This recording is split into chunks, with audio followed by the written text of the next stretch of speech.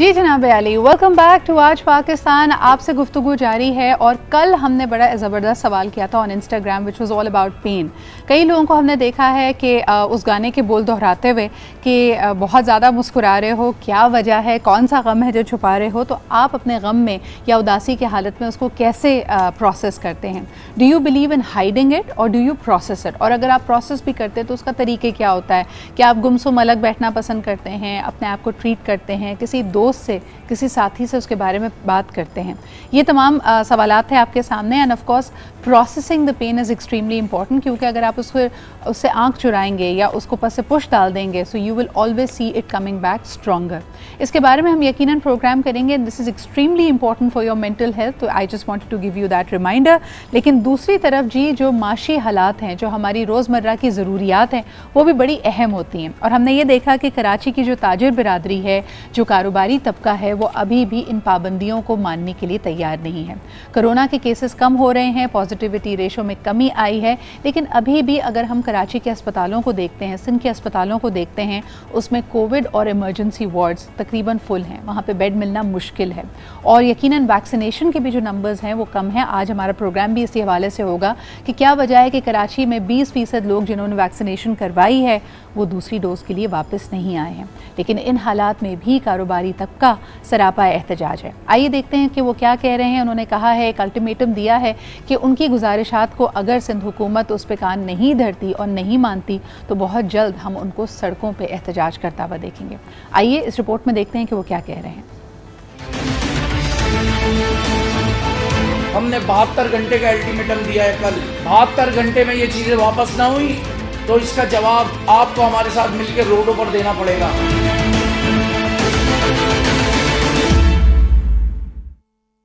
कराची के ताजिरों और opposition leader Sindh assembly Haleem Adil Sheikh का हुकूमत सिंध को अल्टीमेटम। कहा, अगर सिंध सरकार ने ना मानी तो फिर सड़कों पर बात होगी। हम ये कहते हैं सिंध गवर्नमेंट को कि NCOC के अहकामात के तहत उसको फॉलो किया जाए। जो NCOC के टाइमिंग्स हैं 8 बजे तक के, उसके साथ खड़े होना चाहिए। गवर्नमेंट अगर इनकी मदद नहीं करेगी, हम इनके साथ इनके धरने में शामिल होंगे।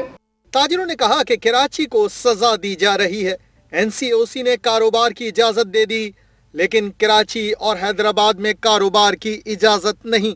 आज हम अपने ताजिरों के लिए बिल्कुल, कोई आए या नहीं आए, हम अपनी पूरी कोशिश करेंगे और अपना हक लेंगे। अगर हमारे 48 घंटे अब जो रह गए उससे पहले हमारे मसाइल हल ना हुए तो हम एहतजाज का हक महफूज रखते हैं। ताजिरों का कहना है कि 6 बजे की टाइमिंग बेकार है। शदीद गर्मी में लोग बाहर नहीं निकलते। अच्छा, इतनी ज़्यादा वैसे जो शाहाना शान हमारे तरीके हैं वो सिर्फ़ और सिर्फ कराची और सिर्फ पाकिस्तान में नज़र आते हैं। चाहे हम कहते हैं कि जी दुकानें खुलेंगी 2 बजे और उसके बाद हम 6 बजे तक तो बंद नहीं करेंगे, हमारा कारोबार मुतासर होता है, लेकिन हम बेहतरी या तब्दीली की तरफ नहीं जाना चाहते। वो तमाम लोग जो इस वक्त मुल्क से बाहर जाना चाहते हैं, उनका कोई भी काम है। A very dear friend of mine is trying to migrate to Australia, और आप यकीन करें कि उनको फ़्लाइट्स नहीं मिल रही हैं। हमारे जितने ट्रांजिट रूट्स थे वो बंद हैं इस वक्त। अगर आप वाया दुबई जाना चाहते हैं, वाया टर्की जाना चाहते हैं, आपको शदीद मुश्किलात का सामना है। तो दुनिया बदल चुकी है, लेकिन अगर आप, क्योंकि अगर बाहर जाएं तो आपको अंदाज़ा होगा कि किस तरह आपकी रोज़मर्रा की एक्टिविटीज़ के लिए आपका टाइम लिमिटेड है। रोज़ नई पाबंदी आती है और मनहसुल कौम, वो रियासतें, वो कौमें उसको फॉलो कर रही हैं, क्योंकि उसमें एक ओवरऑल बका नज़र आता है। आपने देखा कि UK की ही अगर बात की जाए, कितने कारोबार हैं जो बंद हुए। इस वक्त लोग पूछ रहे हैं कि जी इंडिया के साथ साथ पाकिस्तान रेड लिस्ट में क्यों है, लेकिन अपने लिए और अपनी बेहतरी के लिए कौमें इस तरह के सख्त फैसले लेती हैं और उनकी पाबंदी भी करती हैं। यहाँ पे अनफॉर्चुनेटली हम देखते हैं कि इसमें एक सियासी रंग भी आ जाता है। सियासी तौर पे किसी पॉलिटिकल पार्टी की मुखालफत करते हुए या सूबाई हुकूमत की मुखालफत करते हुए ऐसा लगता है कि इस तरह के एहतजाज को, इस तरह की जो नाराज़गियाँ हैं, उनको और हवा दी जाती है। शायद कहीं ना कहीं गैप ये भी है कि मिलकर बैठकर तमाम स्टेक होल्डर्स को ऑन बोर्ड लेकर इनके फैसले होने चाहिए। लेकिन ये तो सरासर मेरे ख्याल में ढिठाई है कि आप ना हुकूमती फ़ैसलों को मानें, ना आप SOPs को फॉलो करना चाहें। वैक्सीनेशन, यानी अगर आज इसके बजाय ये पाबंदी लगा दी जाए कि ये तमाम कारोबारी तबका पहले अपने आप को वैक्सीनेट करे और कोशिश करे कि उसके तमाम आने वाले गाहक भी SOPs को फॉलो करें। यहाँ तो दुकानदार ख़ुद मास्क नहीं पहनता। ऐसी सिचुएशन में किस तरह मामलात बेहतरी की तरफ जाएंगे, ये हम सब के लिए एक लम्हा फ़िक्रिया होना चाहिए। आगे बढ़ते हैं जी प्रोग्राम में। एक और खबर की तरफ नज़र डालते हैं। वज़ीर आज़म इमरान खान करप्शन के खात्मे के लिए पुरअज़्म हैं और करप्शन से पसपा अमीर ममालिक यानी का जो पैसा है, करप्शन का पैसा अमीर ममालिक में ट्रांसफ़र हो रहा है, ये बातें उन्होंने कही। लेकिन दूसरी तरफ अगर कड़ी से कड़ी जोड़ते हैं, अभी शहबाज शरीफ साहब के केस का भी जो बयान आया है और उसमें भी हम देखते हैं कि केस किस तरह वीक है, तो ऐसा नहीं लगता कि इस नैरेटिव को और इन स्टेटमेंट्स को हुकूमत वक्त बैक कर पा रही है। उनका ये नैरेटिव तो बहुत स्ट्रॉन्ग है, ये कॉल लोग इस पे लब्बैक भी कहते हैं और उनसे एक्सपेक्ट करते हैं कि करप्शन का पैसा मुल्क में वापस लाया जाए, हमारी मईशत बेहतरी की तरफ जाए। लेकिन इसमें रुकावटें क्या हैं, आइए इस पर नज़र डालते हैं। ये रिपोर्ट देखते हैं जिसमें वज़ीर आज़म इमरान खान साहब का जो खिताब है, उनकी जो स्टेटमेंट्स हैं वो आपके सामने रखते हैं। The key talking points from the prime minister speech. वजीर आजम इमरान खान करप्शन के खात्मे के लिए पुरअज़्म। ताजिक सदर के साथ मुश्तरका प्रेस कॉन्फ्रेंस में मनी लॉन्ड्रिंग के खिलाफ भरपूर आवाज उठाई।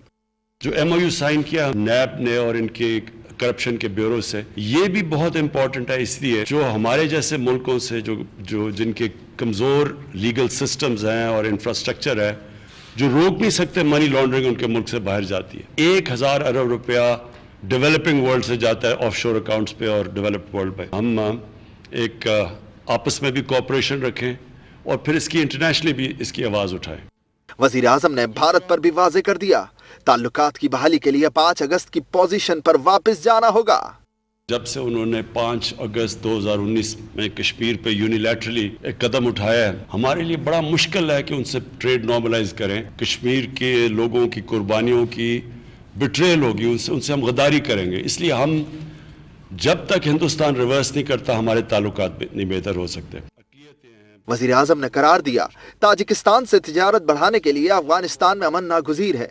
अफगान अमन अमल कामयाब ना हुआ तो सूरत हाल बिगड़ सकती है। अमरीकी फौजी इनखला के बाद दहशतगर्दी बढ़ने का खदशा है। हमारी तिजारत बढ़नी है और कनेक्टिविटी ताजिकिस्तान से बढ़नी है, तो इसके लिए बहुत ज़रूरी है कि अफ़गानिस्तान में अमन हो। अगर अफ़गानिस्तान में इंतशार होता है और पीसफुल सेटलमेंट नहीं होती, तो पाकिस्तान को ख़दशा ये है अफ़गानिस्तान से जो दहशत।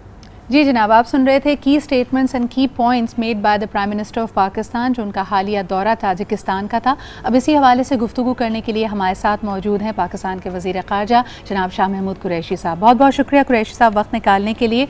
सबसे पहले जिस तरह की बात की जा रही है ख़ित्ते की अमन की, और उसके लिए मशरूत है कि यकीनन अफ़गानिस्तान में भी अमन कायम हो, और एक दफ़ा फिर प्राइम मिनिस्टर साहब ने इंदिया दिया कि जहाँ अमरीकी अफवाज का वहाँ से इनखला होता है तो फिर स्टेबिलिटी को कायम रखना एक दुश्वार अमल होगा।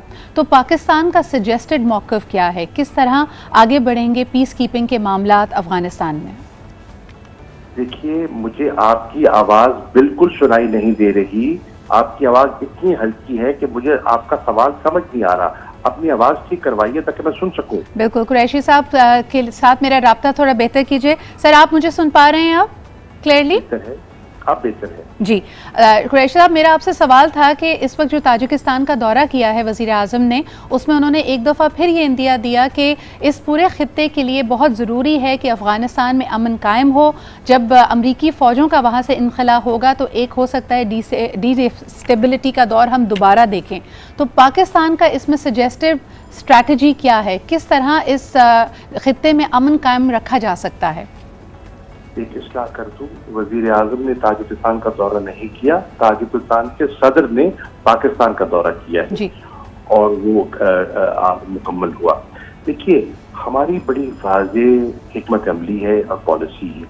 हम चाहते हैं, हम समझते हैं कि अफगानिस्तान का अमन और इस्तेहकाम न सिर्फ अफगानिस्तान के लिए बल्कि पाकिस्तान के लिए ज़रूरी है, क्योंकि हम नहीं चाहते कि वो 90 की जो दहाई थी वो दोहराई जाए और वहाँ फिर इंतशार, दाखिली इंतशार हो, सिविल वॉर हो और उसका दबाव पाकिस्तान पे पड़े, रेफ्यूजीज की एक नई जो है जलहार उसकी शक्ल में पड़े, दहशतगर्दी के नए वाक़यात की शक्ल में पड़े। तो इसलिए पाकिस्तान अमन के प्रोसेस को फैसिलिटेट कर रहा है। कल ताजिकिस्तान के सदर के साथ जो रिस्ट्रिक्टेड मीटिंग थी उसमें वज़ीर आज़म भी थे, मैं भी था। हमने पाकिस्तान का नुक्ता नज़र उनकी खिदमत में पेश किया और उनका नुक्ता नज़र सुना। आपको ये जानकर खुशी होगी कि ताजिकिस्तान और हमारे मौक़िफ़ में मुकम्मल हमआहंगी थी और जो नुक्ते हमने उठाए ताजिकिस्तान के सदर, क्योंकि वो भी पड़ोसी हैं, उनका बॉर्डर लगता है तवील, जहाँ से हमारा लगता है, तो हमारे में एक पूरी यकजहती दिखाई दी और हमने मिलकर अज़म किया आगे बढ़ने का। आपकी इत्तला के लिए आज दोपहर 3 बजे मैं इंशाअल्लाह चीन के वज़ीर खारजा, अफगानिस्तान के वज़ीर खारजा और पाकिस्तान, हम तीनों मिलकर अफगानिस्तान की ताज़ा तरीन सूरत हाल पर गौर कर रहे हैं। हमारी नशिस्त होनी है कि किस तरह अमन और इस्तेहकाम को आगे बढ़ाया जाए और पोस्ट कॉन्फ्लिक्ट रिकंस्ट्रक्शन के लिए और वहाँ की तरक्की के लिए हम क्या हिकमत अमली अपनाएं। चीन का क्या किरदार हो, अफगानिस्तान का क्या किरदार हो, पाकिस्तान की क्या कंट्रीब्यूशन हो। तो एक जामी मंसूबा हमने बनाया है जिसको हम कहते हैं विजन सेंट्रल एशियन रिपब्लिक्स।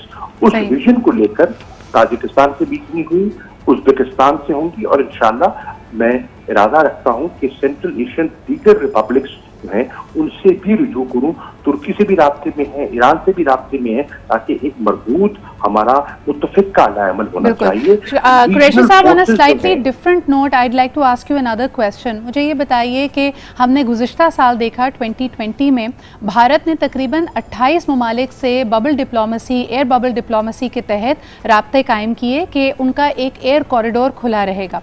लेकिन हम जिस तरह के देखते हैं कि कोविड की जो दूसरी लहर है भारत में, उसकी यलगार के आगे वो बेबस नज़र आते हैं और इस वक्त बहुत सारी ट्रैवल पाबंदीज़ का उनको सामना है।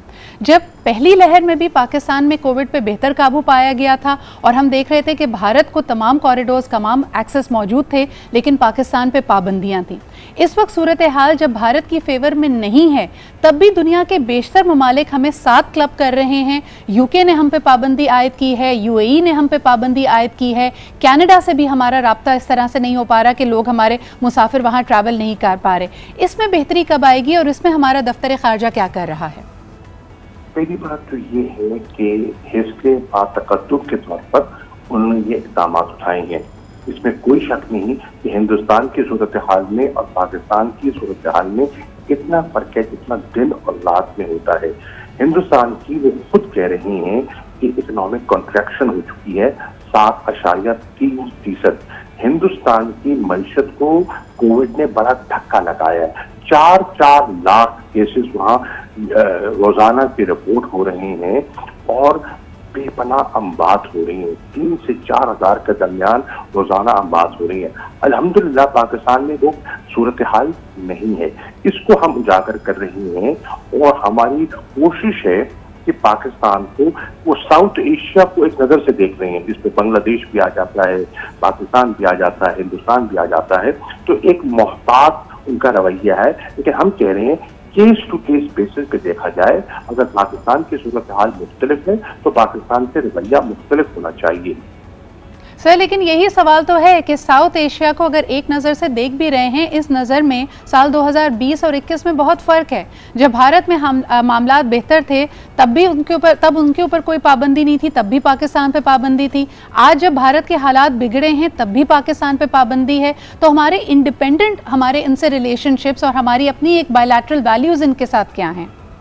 इंडिपेंडेंट रिलेशनशिप हमारी है, बायलैटरल वैल्यूज अपनी जगह। इस वक्त सारे मुल्क डरे हुए हैं, वो अपनी इकोनॉमीज को, अपनी सोसाइटीज को महफूज करने के लिए वो इकदाम ले रहे हैं, रिस्क नहीं लेना चाहते, घबराहट है। वो समझते हैं कि अभी वो वैक्सीनेशन कर रहे हैं और इस अरसे में जो वैक्सीनेशन का प्रोसेस मुकम्मल होता है, कहीं एक नई लहर ना आ जाए, क्योंकि तीसरी जो वेव है वो भी बहुत से ममालिक पे आपने देखी है। तो वो उनका एक जो है, जिस तरह आपने देखा कि यूरोप मुतासर हुआ, जिस तरह आपने देखा ब्राजील मुतासर हुआ है, अमेरिका मुतासर हुआ है, बहुत दुनिया के ममालिक इस हद तक मुतासर नहीं हुए, तो वो घबराए हुए हैं। तो उस घबराहट में उन्होंने इक़दाम उठाए हैं। सही, बहुत बहुत शुक्रिया कुरैशी साहब हमारे साथ मौजूद होने के लिए। हम चाहेंगे कि जिस तरह दूसरे मामलात पे मुख्तलिफ सफारती सतह पे हमें कामयाबियाँ मिल रही हैं, हमने पैलेस्टीन के हवाले से जो पाकिस्तान रेजोल्यूशन है उसको भी पास होते हुए, लेकिन साथ ही हमारे लिए ये भी अहम है कि हमारे अपने मफादात, हमारे अपने लोग, चाहे वो ओवरसीज़ पाकिस्तानी हों, पाकिस्तान से जाने वाले मुसाफिर हों, हमारे स्टूडेंट्स हों, उन सब के लिए भी आसानियाँ हों। एक छोटा सा ब्रेक लेते हैं, वापस आएंगे तो इसी के हवाले से हम आज वैक्सीनेशन पर दोबारा बात करना चाहेंगे। कितने सरगर्म नज़र आते हैं पाकिस्तान के इदारे। अभी तक सारी न्यूज़ पॉजिटिव है, किसी ने कभी ये जाके नहीं कहा कि उसके साथ कोई बदसलूकी या बद एहतियाती किसी भी सेंटर पे की गई हो। वहाँ पे ये अमल तेज़ी से जारी है, लेकिन फिर भी लोगों में अभाम है, लोग जाके वैक्सीनेशन नहीं करवा रहे। इसकी क्या वजह है? कुछ ऐसे भी लोग हैं जिन्होंने पहली डोज लगवाई है और वो दूसरी डोज लगवाना नहीं चाहते। और क्लेम्स क्या क्या हैं, ऑप्शंस आपके पास क्या क्या मौजूद हैं, और ये वैक्सीनेशन कराने का जो अमल है उसके बाद भी आपको अपने दस्तावेज़ात कैसे मुकम्मल करने हैं, इस पर हम बात करेंगे एक छोटे से ब्रेक के बाद।